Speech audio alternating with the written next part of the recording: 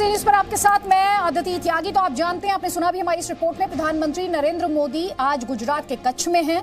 3 विकास projects का उनके द्वारा शिलान्यास किया गया। प्रधानमंत्री ने यह भी कहा कि 20 साल पहले कच्छ को लेकर जिस तरह की बातें की जाती थी, आज उसी कच्छ में दुनिया को विकास का नया मॉडल मिलता है, नया मॉडल दिखाई देता है, जिसे पूरी दुनिया में सराहा जा रहा है। लाखों की संख्या में टूरिस्ट, पर्यटक, कभी बहुत दुर्गम दिखाई देने वाले, कभी बहुत दूर दिखाई देने वाले कच्छ का अब रुख करते हैं। कभी भूकंप के लिए जाने वाले कच्छ की, भुज की तस्वीर अब पूरे तरीके से बदल चुकी है और अब हम कच्छ के विकास मॉडल की बात कर रहे हैं। और इसीलिए ताल ठोक के स्पेशल एडिशन में सवाल यही है कि क्या गुजरात मॉडल ही देश का विकास मॉडल है। समझो, आप 3 तस्वीरें आपको बता देती हूँ, 3 प्रोजेक्ट जिनका शिलान्यास प्रधानमंत्री मोदी द्वारा किया गया है। उन 3 प्रोजेक्ट से जुड़ी तस्वीरें देख रहे थे। अब से थोड़ी देर बाद प्रधानमंत्री नरेंद्र मोदी रण उत्सव यात्रा में शामिल होंगे, रण उत्सव में शामिल होने वाले हैं। वो तस्वीरें भी जी न्यूज़ आप तक पहुंचाएगा। कई खास मेहमान हमारे साथ हैं। बीजेपी का पक्ष रखने के लिए हमारे साथ नुपुर शर्मा और कांग्रेस की तरफ से राष्ट्रीय दल भी हमारे साथ हैं। इन दोनों का रुख करेंगे क्योंकि अपने आप में जो सवाल हर कोई इस वक्त पूछ रहा है, जिस तरह प्रधानमंत्री मोदी ने यह कहा कि कभी भूकंप से तबाह हो गई थी ये जगह और आज विकास के रास्ते पर है, विकास की रफ्तार अब कच्छ में तेज हो चुकी है। तो क्या यही माना जाए कि गुजरात का मॉडल या गुजरात मॉडल ही विकास मॉडल है? एक बार फिर से आपको बताते हैं, जो तस्वीरें आप अपने स्क्रीन पर देख रहे हैं, ये जिन प्रोजेक्ट्स का शिलान्यास प्रधानमंत्री मोदी द्वारा किया गया है, उन प्रोजेक्ट से जुड़ी हुई तस्वीरें हैं। सबसे पहले रुक करेंगे मेरे सहयोगी अमित राजपूत का। अमित, सबसे पहले तो प्रधानमंत्री कितनी देर में वहां पहुंचने वाले हैं, कितनी देर में ये कार्यक्रम शुरू होने वाला है और आपके आसपास क्या चल रहा है इस वक्त? बिल्कुल अदिति, जिस तरह से प्रधानमंत्री हैं वो कुछ ही मिनटों के अंदर बिल्कुल ये जो सनसेट पॉइंट है उसका नजारा देखने के लिए पहुंच जाएंगे। सनसेट की शुरुआत लगभग चंद मिनटों के अंदर होने वाली है और प्रधानमंत्री वहां पहुंच चुके हैं, ऐसा कहा जा रहा है। और थोड़ी देर में प्रधानमंत्री भी स्क्रीन पे होंगे, क्योंकि सनसेट का जो नजारा है कच्छ का वो बहुत ही सुंदर है। और प्रधानमंत्री बतौर मुख्यमंत्री सबसे ज्यादा बार कच्छ की मुलाकात लेने का रिकॉर्ड भी उनके नाम पर है और कच्छ का विकास करना भी उनका जो विजन था, मिशन था, वो लगभग पूरा हो चुका है। और जिस तरह से कच्छ के अंदर सारे विकास के काम चल रहे हैं, उस तरह से फिर से आज जिस तरह से प्रधानमंत्री ने जिन योजनाओं का शिलान्यास कराया है, उससे कहीं ना कहीं कच्छ जो है वो गुजरात के अंदर और देश के अंदर सबसे एक अच्छी फलक पे, विश्व फलक पे, जो ऐसा कहा जा सकता है कि आ जाएगा सबसे बड़ा रिन्यूएबल एनर्जी के पार्क का। जिस तरह से उन्होंने आज शिलान्यास किया, कहीं ना कहीं प्रधानमंत्री की सोच जो है, विजन जो है, जल से लेके नभ तक प्रधानमंत्री ने जो कहा है वो पूरा कर रहे हैं। कुछ ही देरों के अंदर, कुछ ही मिनटों के अंदर प्रधानमंत्री बस उस सनसेट पॉइंट का नजारा भी देखेंगे। व्हाइट रन जो है, बिल्कुल उसके पास में ही एक छोटा सा प्रोग्राम का आयोजन भी किया गया है, जिसके अंदर गुजरात की बेटी कही जाने वाली गीता रबारी और उसके साथ में उस्मान मीर, जो यहाँ के लोक गायक हैं, वो भी एक अपनी प्रस्तुति है वो पेश करेंगे और वो भी प्रधानमंत्री वहां पर उसे देखेंगे। क्योंकि प्रधानमंत्री जब जब कच्छ आते हैं तब तब कच्छ के लोगों की बात करें, गुजरात के लोगों की बात करें, लोगों को अपेक्षा होती है कि कच्छ के विकास में आज क्या नया होने वाला है। और आज प्रधानमंत्री ने ये साफ साफ कह दिया और कर भी दिया कि जिस तरह से हम समुद्र के पानी को, खारे पानी को मीठा पानी बनाने की बात है, मीठा पानी बना के उपयोग में करने की बात है, वैसे 4 प्रोजेक्ट का भी उन्होंने शिलान्यास किया। बिल्कुल, तो अमित, मैं बात करूंगी आपसे उन प्रोजेक्ट्स के बारे में और हम क्यों कह रहे हैं क्या गुजरात मॉडल ही विकास का मॉडल है। तफसील से इस पर बात करनी बहुत ज्यादा जरूरी है, इसीलिए 2 खास मेहमान भी हमारे साथ हैं। लेकिन प्रधानमंत्री मोदी ने आज एक और जो बड़ी बात कही, वो किसान को लेकर कही, वो कृषि कानूनों को लेकर कही। प्रधानमंत्री ने कहा कि कृषि कानूनों पर लगातार किसानों को भ्रमित किया जा रहा है, विपक्ष किसानों के कंधे पर रखकर बंदूक चला रहा है। प्रधानमंत्री ने क्या कहा, सुनिए। आज जो लोग विपक्ष में बैठकर किसानों को भ्रमित कर रहे हैं, वो भी अपनी सरकार के समय इन कृषि सुधारों के समर्थन में थे। आज जब देश ने यह ऐतिहासिक कदम उठा लिया, तो यही लोग किसानों को भ्रमित करने में जुट गए हैं। कि आजकल दिल्ली के आसपास किसानों को भ्रमित करने की बड़ी साजिश चल रही है। उन्हें डराया जा रहा है कि नए कृषि सुधारों के बाद किसानों की जमीन पर दूसरे कब्जा कर लेंगे। जो भ्रम फैलाने वाले लोग हैं, जो राजनीति करने पर तुले हुए लोग हैं, जो किसानों के कंधे पर बंदूकें फोड़ रहे हैं, देश के सारे जागरूक किसान उनको भी परास्त करके रहेंगे। क्या कोई डेयरी वाला आपसे दूध लेने का कॉन्ट्रैक्ट करता है तो आपकी गाय भैंस ले जाता है क्या? कोई फल सब्जी खरीदने का उद्यम करता है तो क्या आपकी जमीन ले जाता है? क्या आपके प्रॉपर्टी उठा के ले जाता है क्या? राशिद अल्वी इस वक्त हमारे साथ। राशिद अल्वी जी, दो बातें यहाँ पर प्रधानमंत्री मोदी द्वारा कही गई, मैं सिलसिलेवार तरीके से दोनों ही सवाल उठाऊंगी। सबसे पहले तो जो भी हमने सुनवाया किसानों को लेकर, प्रधानमंत्री नरेंद्र मोदी ये कह रहे हैं विपक्ष भ्रमित कर रहा है, किसानों के कंधे पर बंदूक रखकर चला रहा है अपनी राजनीति के लिए। देखिए, प्रधानमंत्री की तो आदत हो गई है कि विपक्ष के खिलाफ बोलेंगे। लाखों किसान बैठा है, विपक्ष निश्चित तौर से उनकी मदद कर रहा है, उनको सपोर्ट कर रहा है, लेकिन डिमांड्स तो किसानों की है। मेरा पहला सवाल है, प्रधानमंत्री जी, आपने जो कुछ किया, जो कानून बनाया, वो किसानों के हित में बनाया। क्या किसानों से बात की थी आपने किसानों से पूछा था कि ये कानून बना रहा हूं, ये आपके हित में है, आप इसे मानते हो कि नहीं मानते? आपने कोई बात नहीं की। आपने पार्लियामेंट के अंदर बगैर बहस के ये कानून पास किया। आपने पार्लियामेंट के अंदर बगैर वोटिंग के, बगैर डिवीजन के, वॉइस वोटिंग से ये पास किया। पार्लियामेंट की कन्वेंशन है कि अगर एक भी एमपी कहेगा कि डिवीजन होना चाहिए तो गिनती होती है। आपने नहीं किया। क्या मजबूरी थी आपकी? और आज आप किसान से कह रहे हैं, 3 बार 4 बार बातचीत कर चुके, किसान खुद कह रहा है कि ये हमारे हित में नहीं है, आप इसे वापस ले लीजिए। तो प्रधानमंत्री जी, आपकी क्या मजबूरी? आप वापस ले लीजिए।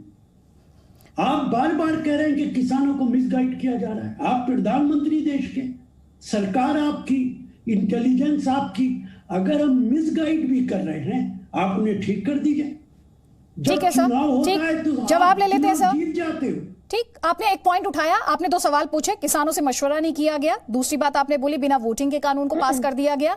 आप सर, सबसे पहले तो 6 चरण की बातचीत जो है वो हो चुकी है, लेकिन नुपुर शर्मा, इन्होंने आपसे जो सवाल पूछे उनके जवाब। नमस्कार अदिति जी, सबसे पहले तो मैं बताना चाहूंगी कि ये 3 जो अमेंडेड बिल्स जो आए हैं, ये कॉन्करेंट लिस्ट के एंट्री 33 और 34 के तहत आए हैं। ये एग्रीकल्चरल लॉज नहीं है, inter state trade and commerce laws है। दूसरी बात, अगर आप स्टेट, जो एग्रीकल्चर है वो एक स्टेट सब्जेक्ट है, अगर आप उठा के देख लीजिए तो 2013 में आपको बीजेपी की सरकार और ऐसे अन्य सरकारें आपको देखेंगी, उन्होंने liberalisation, direct marketing and open private market की बात सुलह प्रदेशों ने, राज्य सरकारों ने कर रखी है किसानों से। रही बात इन कॉन्करेंट लिस्ट के ट्रेड एंड कॉमर्स के कानूनों को लेके, तो हाँ, सरकार तो बात कर ही रही है, लेकिन उससे ज्यादा जरूरी ये बताना है, राशिद अल्वी साहब बहुत सीनियर कद्दावर नेता है कांग्रेस पार्टी से। 2010 में जब राष्ट्र के कृषि मंत्री आदरणीय शरद पवार जी ने चिट्ठी लिख के राज्य सरकारों से कहा था कि प्राइवेट प्लेयर्स को एंट्री दीजिए, 2011 में जब कहा था डायरेक्ट मार्केटिंग की आप अनुमति दीजिए, तो आपने कितने किसानों से बात करी थी? वहीं पे आपके एक केंद्रीय मंत्री हर्षवर्धन पाटिल जी ने जब कमेटी बैठाई थी और कहा था कि एंट्री 42 के तहत, सेंट्रल लॉ के तहत ये सारे लिबरलाइजेशन लॉज लाए जाएंगे, तब आपने कितने किसानों से बात करी थी? और चौथी और बहुत अहम बात है, हमने तो मंडियां नहीं हटाई, मंडियां तो वहीं की वहीं है, कानून वहीं का वहीं है, लेकिन मैं आपसे पूछना चाहती हूं, जब आपने अपना संकल्प पत्र जारी किया था, मतलब मैनिफेस्टो ऑफ 2019 कांग्रेस पार्टी ने, तो पॉइंट नंबर 11 पे आपने साफ लिखा है कि एपीएमसी मतलब मंडियों को हम हटा देंगे। आपने कितने किसानों से बात करी थी? अब आपका दूसरा, आप कह रहे हैं कि आप डिप्टी चेयर, आपने कहा था कि कोई डिस्कशन नहीं हुआ। 4 घंटे के डिस्कशन के बाद ये बिल पारित हुए। यहां तक के डिप्टी चेयर बार बार राज्यसभा में कहते रहे, अनेकों बार ही कहा, गिनने में शायद 12 बारी, कि अपनी सीट पे जाइए, वोट दीजिए। लेकिन कुछ विपक्षी दलों के कुछ नेतागण रूल बुक फाड़ने में और मार पिटाई करने पे चेयर के सामने ज्यादा इंटरेस्टेड थे। सो कृपया करके गरेबान में झांक के देख लीजिए। तीसरी बात, जो कह रहे 3 मुद्दों के साथ ये बात शुरू हुई थी, हमने तो 7 मुद्दों पे बात मान ली है। लेकिन जब शक क्यों नहीं खड़ा होगा, जब बातचीत के बाद भी शारजील इमाम को रिहा करो, उमर खालिद को रिहा करो, ये तो कहा नहीं जा सकता कि 100% किसान सड़क पे है, क्योंकि नहीं है। लेकिन जो दिन प्रद्याजों से जो किसान एक सेकेंड, आपके हिसाब से किसानों का आंदोलन है या नहीं है? क्योंकि खुद प्रधानमंत्री ये कह रहे हैं किसानों का आंदोलन है, सरकार बहुत संवेदनशीलता के साथ इससे डील कर रही है। अदिति जी, किसानों का आंदोलन है और इसीलिए उनसे 6 बारी बातचीत हुई है। लेकिन जब उनकी मांगों पे सरकार खरी उतरी और 3 पन्ने का उनको प्रपोजल भी दे दिया, उसके अचानक अगले दिन से मुझे ये समझा दीजिए, नंदिनी सुंदर, शारजील इमाम की रिहाई, उमर खालिद की रिहाई, एल्गार परिषद, दिल्ली के दंगे, इस पे मैं ऊपर कई बार डिस्कशन कर चुकी हूँ और आप भी उन डिस्कशंस का हिस्सा रही हैं। मैं इस वक्त इस बहस को डिरेल नहीं होने देना चाहती। राशिद अलवी जी, दूसरा सवाल मेरा ये था, जिस बात को प्रधानमंत्री मोदी ने हाईलाइट किया, कभी कच्छ भुज भूकंप के लिए जाने जाते थे, आज विकास की रफ्तार के लिए जाने जाते हैं।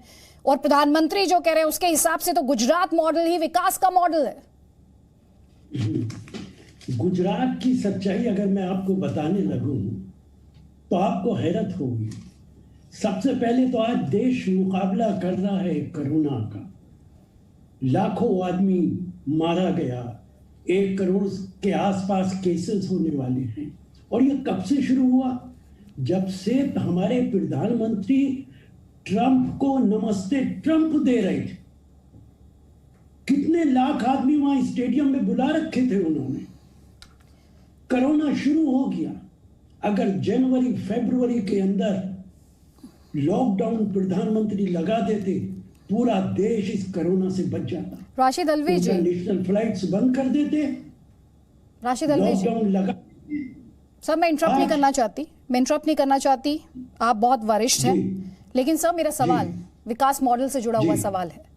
आप एक अलग सिचुएशन के साथ उसका कंपैरिजन कर रहे हैं सर, और as a moderator it's my responsibility to keep it focused sir. ये जो विकास का मॉडल है, प्रधानमंत्री कच्छ में खड़े होकर, सुनिए sir please let me finish, फिर आप बोलिएगा सर। मैं नहीं चाहती कि हम एक दूसरे को काटें या इंटरप्ट करें, वो मैं नहीं चाहती हूँ, एक दूसरे के ऊपर बोले। ठीक सर, जिस विकास मॉडल की बात प्रधानमंत्री नरेंद्र मोदी कहते हैं, या तो आप उससे इत्तेफाक रख सकते हैं, आप उसे डिसएग्री कर सकते हैं। अगर आप डिसएग्री करते हैं तो आप मुझे 4 पॉइंट बता दीजिए कि आपको उस विकास मॉडल में ये समस्याएं दिखाई देती हैं। बहुत ठीक, मैं आपको 4 पॉइंट बताता हूं। एक तो आपने देखा होगा कि पिछले लंबे अरसे से प्रधानमंत्री गुजरात मॉडल की बात नहीं करते, वो गुजरात मॉडल का नाम ही नहीं लेते, अब कभी लिया करते थे। ये तो आपने आज बहस शुरू कर दी गुजरात मॉडल पे, लेकिन वो कभी अब नाम नहीं लेते। नंबर 1, गुजरात 1960 में बना और 1960 से और 80 तक गुजरात की जीडीपी देश की 3.3 थी, गुजरात की 4.4 थी, आगे थी। उसके बाद सन 80 से 2000 तक देश की 5.5 थी और गुजरात की 14.5 थी, 14.5, 14.5। अब मोदी जी मुख्यमंत्री बन गए वहां के 2000 में, 14.5 से घट के 9.5 पे आ गई, देश की बढ़ के 8.6 पे चली गई। उसके बाद 7.5 पे आ गई गुजरात की और देश की 6.8 पे चली गई।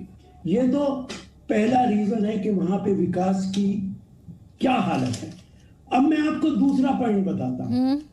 2003 से लेके 2011 तक वहां पे मेमोरेंडम ऑफ अंडरस्टैंडिंग एग्रीमेंट हुए इन्वेस्टमेंट के 40 लाख करोड़ के, 2003 से 2011 तक। इन्वेस्टमेंट कितना आया?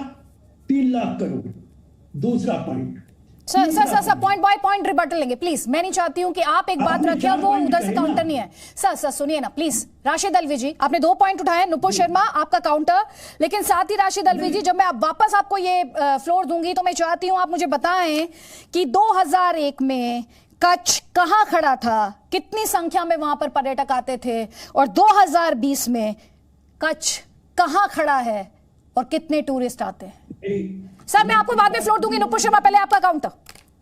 2011-12 में जब कांग्रेस की सरकार थी तो देश का जीडीपी 4 से 5% के बीच में था।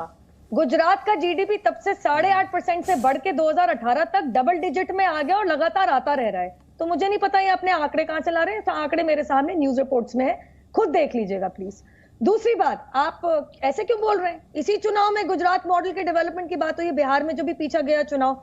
और तीसरी बहुत अहम बात, राशिद जी अच्छा नहीं लगता कि आपको नहीं पता कि डॉक्टर मनमोहन सिंह जी की सरकार के अधीन लगातार कांग्रेस की केंद्र सरकार ने 3 बारी लगातार अवार्ड किया है गुजरात की नरेंद्र मोदी जी की सरकार को for the maximum skill development amongst women folk. और यही नहीं, सबसे ज्यादा किसानी में agro based food processing units के अंदर अगर कोई मल्टी मिलियनर महिला थी, मतलब करोड़पति महिलाएं थी, तो वो गुजरात प्रदेश से आती थी। मोस्ट ऑफ देम विडोड, जिनके हस्बैंड, जिनके पतियों की बहुत जल्दी, बहुत कम उम्र पे उनका देहांत हो जाता है। तो मुझे नहीं पता आप कहां की बात कर रहे हैं, क्योंकि वही वर्ल्ड बैंक है जिन्होंने पूरे देश में सिर्फ गुजरात को ही ऐसा पाया कि एशिया के अंदर सबसे चकाचौंध सड़कें और सबसे अच्छी सड़कें हैं इंटरनेशनल लेवल की, तो गुजरात प्रदेश के अंदर है। तो मुझे नहीं पता आप अपने आंकड़े कहां से ला रहे हैं, क्योंकि इसी के चलते तो 2014 में हमारी सरकार आई थी। और क्योंकि हम उस गरीब इंसान, गरीब तबके के पास बहुत ही बेसिक नेसेसिटीज ले गए, चाहे वो बिजली हो जो आप नहीं दे पाए अपने भारत निर्माण के अंदर, चाहे वो सड़कें हो, चाहे वो आपका उज्ज्वला योजना के अंदर आपकी गैस कनेक्शन हो, चाहे वो टॉयलेट्स हो, क्योंकि आप नहीं दे पाए बेसिक अमेनिटीज, इसलिए 2019 में हम और ज्यादा सीटों के साथ आए हैं। लेकिन रही बात किसान के मुद्दों की, भाई साहब, मैं आपसे एक सवाल पूछा था, मुझे जवाब नहीं मिला। आप मंडी हटाना चाहते थे, आप लिबरलाइज करना चाहते थे, आप प्राइवेट प्लेयर्स को एंट्री देना चाहते थे। आपने कितने किसानों से बात की और आज आपका यू टर्न क्यों? ठीक है नुपुर शर्मा, मैं इस टॉपिक पे डिबेट पहले कर चुकी हूँ। प्रधानमंत्री का स्टेटमेंट मैंने चलाया था, इसलिए मैंने उस सवाल को उठाया था। प्लीज वापस इसी टॉपिक पर आएंगे, विकास के मॉडल की बात करेंगे, कच्छ मॉडल की बात करेंगे, गुजरात मॉडल की बात करेंगे। राशिद अलवी जी, सर आज से 20 साल पहले कच्छ को किस लिए जाना जाता था और 2020 के कच्छ को किस लिए जाना जाता है? सर आप ही बता दीजिए। देखिए एक बात तो मैं ये कहूँ कि मैं किसी कंट्रोवर्सी में नहीं पड़ना चाहता, लेकिन मैं राज्यसभा में भी रहा, लोकसभा में भी रहा। 12 के अंदर देश की जीडीपी फर्स्ट क्वार्टर के अंदर 12% थी। मोहतरमा 4% बता रही, आंकड़े देख लीजिए उठा के, 12%। सर मैं 11 से 12 की बात कर रही हूँ, 12 से 13 की नहीं, 12%। 11 से 12 की बात कर रही हूँ, 12 से 13 नहीं। मैं कंट्रोवर्सी में नहीं पढ़ना चाहता। मैं भी नहीं पढ़ना चाह रही, आपने साल ही आगे कर दिया। अब देखिए मुझे जनाब, आपने साल ही आगे कर दिया, आप अगले साल में पहुंच गए। मैं पिछले साल की बात कर रही हूँ। बोल चुके हैं आप? हाँ, आप ध्यान से सुन लीजिए। राशिद अलवी जी बोलिए। सर बोलिए। गुजरात नहीं है, गुजरात मॉडल की, भाई बोलना मुश्किल मत कीजिए, हमें फिर दुश्वारी हो जाएगी। जब हम बोल चुके तो आप बोलिए, गुजरात मॉडल की बात कीजिए कि गुजरात के अंदर, मैं गुजरात गया हूं, पार्लियामेंट का एक डेलीगेशन गया, आप लोग हैरत करेंगे कि हम एक जगह गए जहां नई कॉलोनी बनाई गई थी, पक्की सड़क से उतरकर कच्ची सड़क पर 2, और बीजेपी के हमारे दोस्त भी इसमें शामिल थे, एमपी, 2 किलोमीटर कच्ची सड़क पर हम गए। और उसके बाद जहां वो नई कॉलोनी बनाई गई थी, वहां लोगों ने मुझे बताया कि जमीन से जो पानी निकलता है वो कभी नीला कभी पीला निकलता है, चूंकि सारे गुजरात की गंदगी वहां पहाड़ की तरह बनी हुई थी, और पानी जो था वो इतना खराब था कि उन सबको बीमारियां हो गई थी। चलिए इसे भी छोड़ दीजिए, मैं एक सवाल पूछता हूं, जब ट्रंप आए थे तो दोनों तरफ दीवारें किस लिए खड़ी की थी? गंदगी को छुपाने के लिए। यही मॉडल है गुजरात का। वो दीवारें किस लिए बनाई गई थी कि ट्रंप को नजर ठीक है sir, you have made your point. छोड़ दीजिए मुझे, ठीक है, आपने अपना पॉइंट रख लिया सर। सर आपने अपना पॉइंट तो पूरा देश जानता है। देखिए राशिद अल्वी जी, एज एन इंडियन मैं चाहती हूं हिंदुस्तान में हर कोने में वर्ल्ड क्लास इंफ्रास्ट्रक्चर हो, लेकिन आपने कच्ची सड़क का जिक्र किया सर, 2 किलोमीटर के स्ट्रेच का जिक्र किया, ये कोई जस्टिफिकेशन नहीं हो सकता। इस बात को दोहराते हुए हिंदुस्तान में वर्ल्ड क्लास इंफ्रास्ट्रक्चर हो, ये हर भारतीय की ख्वाहिश है, हर भारतीय चाहता है और होना भी चाहिए, होना भी चाहिए। लेकिन सर 2 किलोमीटर के जिस स्ट्रेच की बात आप कर रहे हैं, आप ऐसे बात कर रहे हैं जैसे वो स्ट्रेच सिर्फ और सिर्फ गुजरात में एग्जिस्ट करता है, जैसे वो स्ट्रेच हिंदुस्तान के किसी और कोने में एग्जिस्ट नहीं करता है, और आप उसे विकास मॉडल के साथ कंपेयर कर रहे हैं। बहरहाल आपने सवाल उठाया। नुपुर शर्मा 30 सेकेंड्स और उसके बाद अमित राजपूत का रुख करेंगे ये जानने के लिए कि प्रधानमंत्री नरेंद्र मोदी कितनी देर में रण उत्सव में शिरकत करने के लिए पहुंच रहे हैं। नुपुर शर्मा। देखिए, सबसे पहले तो मैं आपके पास ये आना चाहती हूँ कि जब यूपीए की सरकार थी तो सड़क बनाने की गति थी 11 kilometre a day. Financial year 2018 के अंदर एनडीए में 27 किलोमीटर अ डे हो गई और अभी की तीव्रता उसकी 40 से 45 किलोमीटर अ डे के हिसाब से है। मतलब अगर यूपीए 2 और यूपीए और एनडीए 2 की अगर बात करें, 2014 टू 2018 की बात करें, तो हमने आपसे 34,000 करोड़ अधिक सड़क बना ली थी। किलोमीटर 33,361 किलोमीटर से अधिक हमने किलोमीटर आपसे सड़क बना ली थी। तो 11 से 45 आप कंपैरिजन कर लीजिए पर डे कितनी ज्यादा सड़क बन रही थी। और अदिति जी, आपने बिल्कुल सही पूछा, क्या बीजेपी के पहले क्या गुजरात में कांग्रेस की सरकार नहीं थी? मैं आपसे पूछना चाहती हूँ 2019 में ऐसा क्यों है कि लगभग 8 दशक के इंडिपेंडेंस के बाद अब हमारे देश के प्रधानमंत्री, क्योंकि वो सोचते हैं बेसिक अमेनिटीज के बाद, उनको जल जीवन मिशन के बारे में बात करनी पड़ती है। ऐसा क्यों है कि आप लोग अरसों पहले 40-50 साल पहले गरीबी हटाओ का नारा देते हैं, 2019 में भी वही नारा दे देते हैं, न्याय आएगा गरीबी हटेगी। ऐसा क्यों है कि जब आपकी सरकार थी गुजरात के अंदर या किसी अन्य राज्य प्रदेश के अंदर, आपने सड़क, बिजली, पानी के बारे में सोचा तक नहीं? और आज आप बड़ा मुंह बैठ के यहाँ पे you have the high moral ground and standing to say जी पानी बुरा था। पहले तो आप लोगों की सरकार थी, आपने बेसिक कम्युनिटीज के बारे में क्यों नहीं सोचा?